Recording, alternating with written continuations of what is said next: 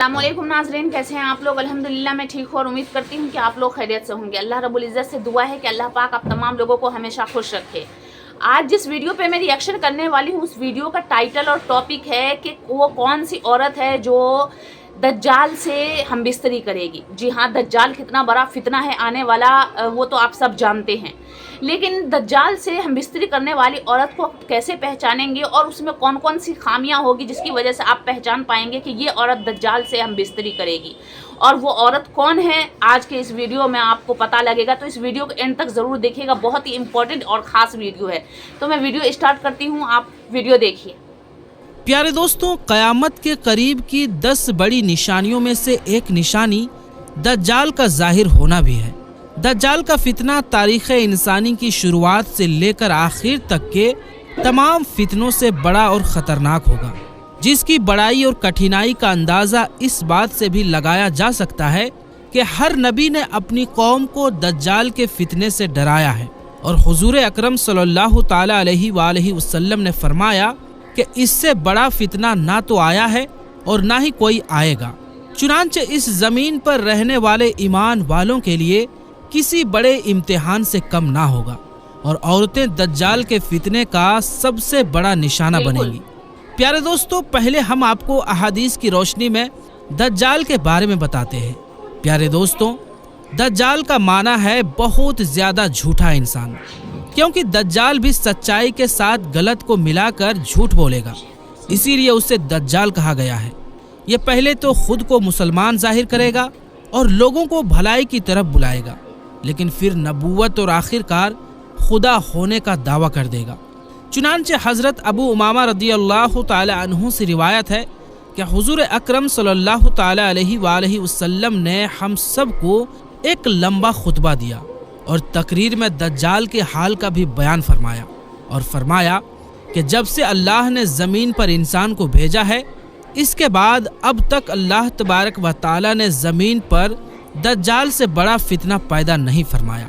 तमाम अंबिया अपनी उम्मत को दज्जाल के फितने से खौफ दिलाते रहे हैं, यानी डराते रहे हैं, क्योंकि तमाम अंबिया के आखिर में मैं हूँ और तुम ही आखिरी उम्मत हो, इसीलिए दज्जाल भी तुम ही में पैदा होगा। बस अगर वो मेरी ज़िंदगी में जाहिर हो जाता है तो मैं तुम सब की तरफ से इसका मुकाबला करूँगा, लेकिन चूंकि वो मेरे बाद जाहिर होगा, इसीलिए हर इंसान पर अपने अपने नफ्स की तरफ से अपना बचाव करना ज़रूरी होगा। और ऐ खुदा के बंदों, साबित कदम रहना, अल्लाह मेरी तरफ से इसका निगहबान होगा। और सुनो, दज्जाल शाम और इराक के बीच मकामे हिला में जाहिर होगा, अपने दाएं और बाएं पाए जाने वाले मुल्कों में फसाद बर्पा कर देगा। और आपने फरमाया कि ऐ अल्लाह के बंदों, ईमान पर कायम रहना। चुनांचे मैं तुमको इसकी वो हालत बयान करता हूँ जो आज तक किसी नबी ने अपनी उम्मत को नहीं बताई है। वो पहले नबूवत का दावा करेगा और फिर कहेगा कि मैं खुदा हूँ, जबकि मरने से पहले खुदा को नहीं देख सकते, तो दज्जाल कैसे खुदा हो सकता है।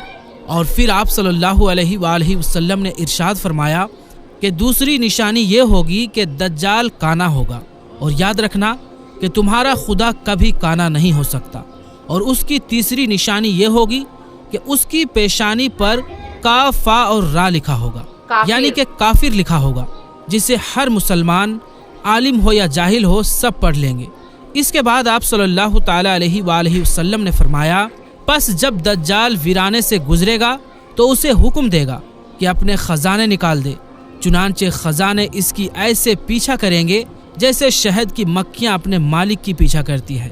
चुनांचे इसके साथ जन्नत और दोजख भी होंगी, लेकिन हकीकत में वो जन्नत दोजख होगी और दोजख जन्नत होगी। जो शख्स इसकी दोजख में डाला जाए उसे चाहिए कि वो सूरह कहफ की शुरुआती आयत पढ़े, तो दोजख इसके लिए ऐसा ही बाग बन जाएगी जैसा कि हज़रत इब्राहीम अलैहिस्सलाम के लिए आग गुले गुलजार बन गई थी। रिवायात के मुताबिक इसका एक फितना ये भी होगा कि वो एक शख्स को मार कर चीर के 2 टुकड़े कर देगा और फिर कहेगा कि देखो, अब मैं इस बंदे को मिलाता हूँ, तो क्या इसके बाद तुम लोग किसी और को खुदा मानोगे। अल्लाह इस दज्जाल का फितना पूरा करने के लिए इस शख्स को दोबारा जिंदा कर देगा। फिर दज्जाल इससे पूछेगा कि तेरा रब कौन है। वो शख्स कहेगा कि मेरा रब अल्लाह है, और तू खुदा का दुश्मन दज्जाल है, خدا کی قسم اب تو مجھے تیرے دجال ہونے کا یقین ہو گیا ہے۔ پیارے دوستوں، کچھ علماء اکرام نے فرمایا ہے کہ یہ شخص حضرت خضر علیہ السلام ہوں گے۔ پیارے دوستوں، دجال کے فتنوں میں سے ایک فتنہ یہ بھی ہوگا کہ دجال آسمان کو حکم دے گا تو وہ بارش برسائے گا، اور زمین کو حکم دے گا تو زمین سبزہ اگائے گی، اور اس دن جانور خوب موٹے ہوں گے اور ان کے تھن دودھ سے بھرے ہوں گے۔ سوائے مکہ اور مدینہ کے کوئی علاقہ ایسا نہ ہوگا جہاں تک دجال نہ پہنچا ہوگا۔ مکہ اور مدینہ میں داخل ہونے کی کوشش کرنے پر فرشتے اسے ننگی تلواروں سے روکیں گے۔ جہاں تک تعلق یعنی سمبند اس بات کا ہے کہ عورتیں دجال کے فتنے کا سب سے زیادہ شکار ہوں گی، تو آپ کو اس بات سے سچیت کرتے چلیں کہ دجال قوم یہود سے ہوگا، چنانچہ اس کے ماننے والے عورتیں اور یہودی ہوں گے، جس سے معلوم ہوتا ہے کہ دجالی فتنے کا شکار زیادہ تر عورتیں ہی ہوں گی۔ اور ایک روایات میں آتا ہے کہ کٹر یہودی عورتیں دجال سے ناجائز تعلقات بنانے کی بھی کوشش کریں گی، اور اس کے کڑیل جسم کو اپنانے کے لیے ان یہودی عورتوں میں جنگ چھڑ جائے گی، اور یہ عورتیں دجال کو اپنی طرف مائل یعنی آکرشت کرنے کے لیے طرح طرح کے ہتھ کنڈے اپنائیں گی۔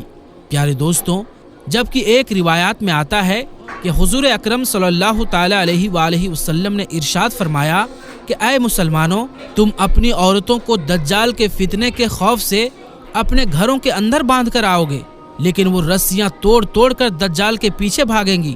پیارے دوستوں، ان روایات سے پتہ چلتا ہے کہ دجال کے زیادہ ماننے والی جو ہوں گی وہ یہودی نسل کی عورتیں ہوں گی، لیکن کچھ ایسی عورتیں بھی ہوں گی جو اس وقت تو مسلمان ہوں گی، لیکن جب دجال کے فتنے کے اندر ڈوب جائیں گی تو وہ دائرہ اسلام سے خارج ہو جائیں گی، اور کوئی بھی مسلم عورتیں کبھی بھی دجال کے فتنے کے اندر نہ پڑے گی، اور نہ ہی کبھی وہ دجال کے ساتھ ہم بستری کرے گی، کیونکہ دجال کے چہرے پر دیکھتے ہی اسے پتہ چل جائے گا کہ یہ کافر ہے۔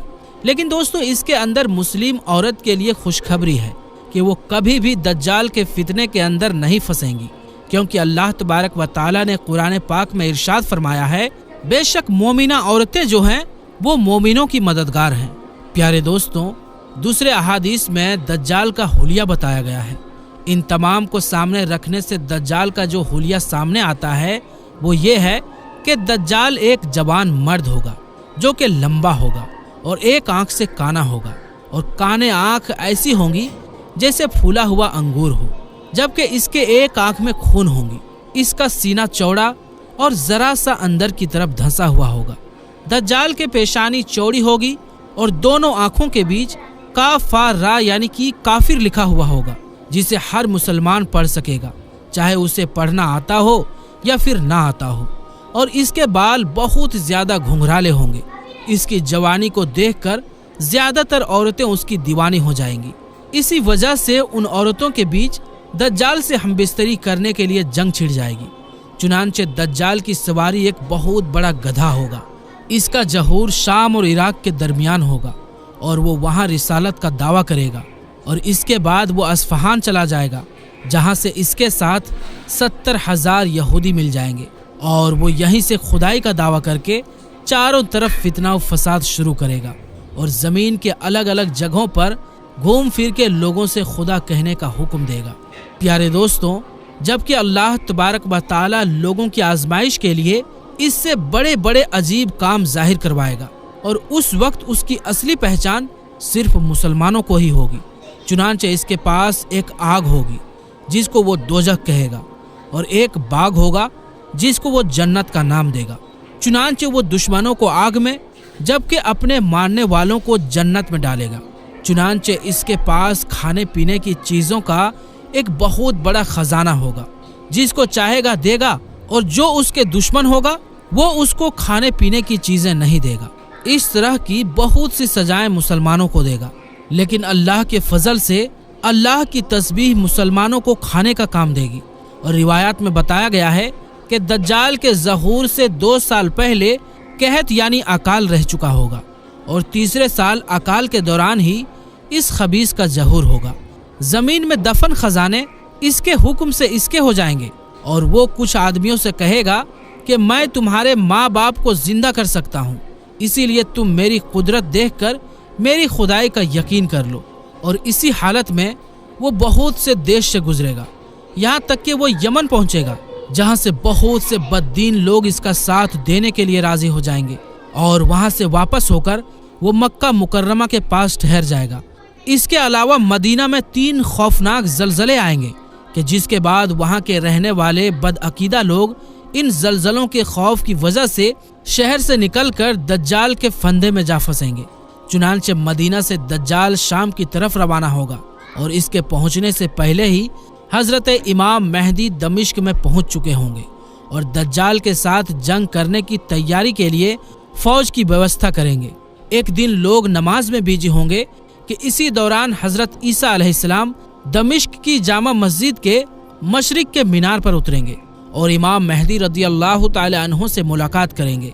फिर हक और बातिल के बीच एक खूनरेज जंग होगी, यानी खून बहने वाली जंग होगी और अल्लाह तबारक व तआला मुसलमानों को जीत नसीब करेगा।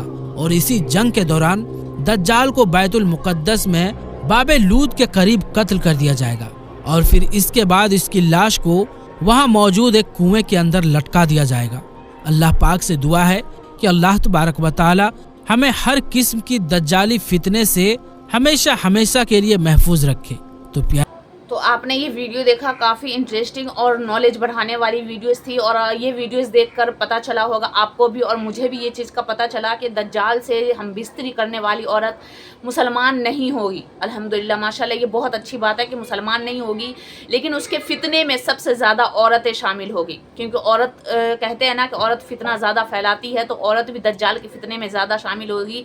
इसलिए अपने अपने घर की औरतों को ईमान मजबूत करने की हिदायत दे, उसे समझाएं और अल्लाह की तरफ लेकर जाएं और दीन से जोड़े। जितना वो दीन से जुड़ेंगी उतना ज़्यादा उसका ईमान मजबूत होगा और वो इतना ज़्यादा दज्जाल के फितने से हो या और भी जो छोटे छोटे दज्जाल है इन सब फितनों से वो महफूज रहेगी।